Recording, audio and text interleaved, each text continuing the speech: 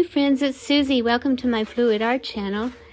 So today what I have is a 16 by 20 inch canvas, and I'm going to do a swipe and then some balloon kisses. And I'm using more red in this one. It's sort of similar to the one I did before, but this one has more cadmium red and it makes it really brilliant. It's just beautiful. So I just wanted to do another one sort of similar to the one that I did before. So I just mix floetrol with the paints, and that's 3-to-1 normally, and then I'll add a little bit of water to make the consistency all the same, because all the paints need to be the same consistency.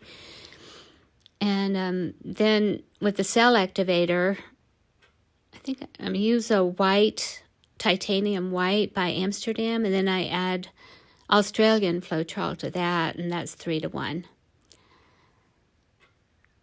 So these are a lot of fun, these swipes and balloon kisses. I'm really getting into those lately. So I hope you can experiment and come up with some paintings and enjoy it. What would we do without art? It's what brings beauty to the world. So nothing else brings beauty to the world like art does, music and paintings.